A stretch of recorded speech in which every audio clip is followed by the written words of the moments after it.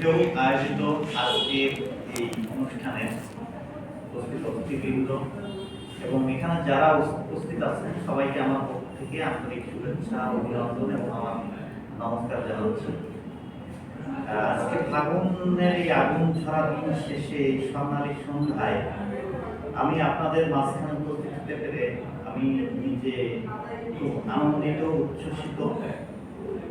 আসলে বাংলাদেশ এবং কলকাতার মাঝে হয়তো মতপার্থক্য থাকতে পারে, কিন্তু সাংস্কৃতিক যে একটা মেলবন্ধন, এই মেলবন্ধন কিন্তু আমাদের তো বাংলার মাঝেই আছে।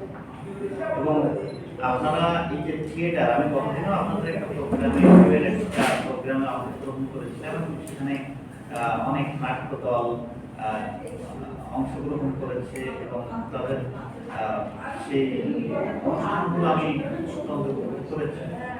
আসলে নাটক মূলত জীবনকে রিপ্রেজেন্ট করে, তো সেই জায়গাটাতে দাঁড়িয়ে আমি উপভোগ করছি আপনাদের এই অনুষ্ঠান। আমার আসলে এর আগে কখনো এই ধরনের প্রোগ্রামে অংশগ্রহণ করার সুযোগ হয়ে ওঠেনি। তো এবার আমি বিশেষভাবে ধন্যবাদ জানাই নবনীতা দিকে। আসলে আমি তার প্রতি অত্যন্ত কৃতজ্ঞ এবং ভেবে যারা আছেন আমি সবার প্রতি আমার কৃতজ্ঞতা জ্ঞাপন করছি।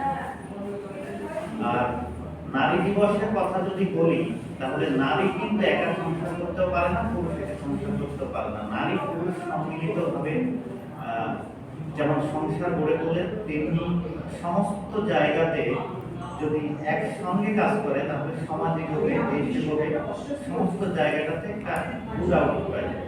সবাইকে আমার পক্ষ থেকে ধন্যবাদ, শুভেচ্ছা।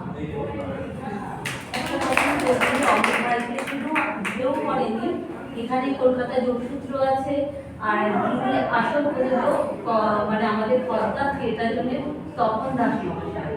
এই তিনটে নাম তোমাকে উচ্চারণ করতে হবে, এটা একার নয়।